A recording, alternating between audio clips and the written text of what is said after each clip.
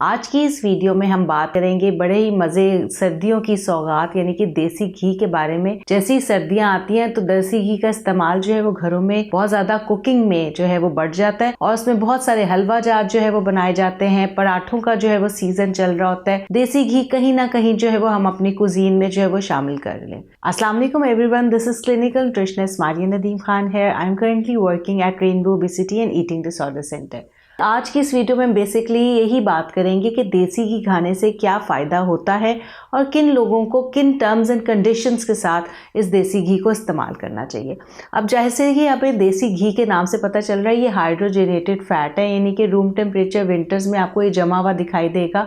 तो यही जो आपको एक हम मैसेज यहीं से देना चाहेंगे कि यही जो रूम टेम्परेचर पे जम जाता है इसी तरह ये हमारी जो है नालियों में भी जम जाता है, जिसमें खून की अफजाइश हो रही होती है। तो बेसिकली खून के उस बहाव के साथ इसका जमना तब है कि जब हमारी फिजिकल एक्टिविटी नहीं हो गई।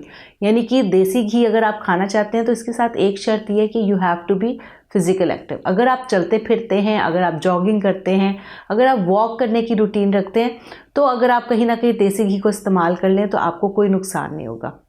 लेकिन अगर आप बिल्कुल सेडेंट्री लाइफस्टाइल गुजार रहे हैं, आप सारा दिन पराठा खा के या हलवा खा के बैठे रहते हैं, तो यही देसी घी जो है आपके अंदर जमना शुरू हो जाएगा। बेसिकली 1 टीस्पून फैट, कोई भी ऑयल और घी होता है उसमें हमें 45 कैलोरीज मिलती है। तो कैलोरीज तो हमें ज़्यादा देता है क्योंकि कहीं पे हम 1 टीस्पून तो इस्तेमाल कर ही नहीं रहे होते। 1 टीस्पून से कहीं ज़्यादा जो है हम इसको हलवे को भूनने में इस्तेमाल कर रहे होते हैं या पराठे पे लगा रहे होते हैं। तो जहाँ पर आप पोर्शन कंट्रोल को करके कर सकते हैं तो उसको वो ज़रूर करें, क्योंकि हमने पता है कि इसमें ताकत है। विटामिन ए और डी की एक अच्छी मिकदार जो है वो हमें फैट सॉल्युबल विटामिन्स की सूरत में मिलती है। लेकिन यही ताकत जो है वो कोई फ़ायदा नहीं देगी अगर ये मोटापे की शक्ल में हमारे पास आएगी।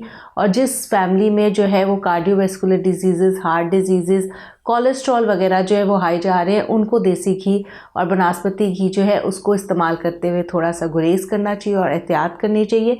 और जहाँ कहीं आप कुछ मज़ेदार देसी घी में बनी हुई कोई भी चीज़ खाना चाहते हैं तो पोर्शन कंट्रोल जो है वो एक शर्त है और फिज़िकल एक्टिविटी जो है वो शर्त है। अच्छे लाइफस्टाइल को अपनाएं। अच्छे लाइफस्टाइल में आपका डाइटरी लाइफस्टाइल एक इम्पॉर्टेंट रोल प्ले करता है। उसमें सारा बैलेंस डाइट का होना बहुत ज़रूरी है। इसी तरह फैट्स की जो प्रोपोर्शन है उनको भी ओवरलुक करना जो है वो बहुत ज़रूरी है। Thank you so much.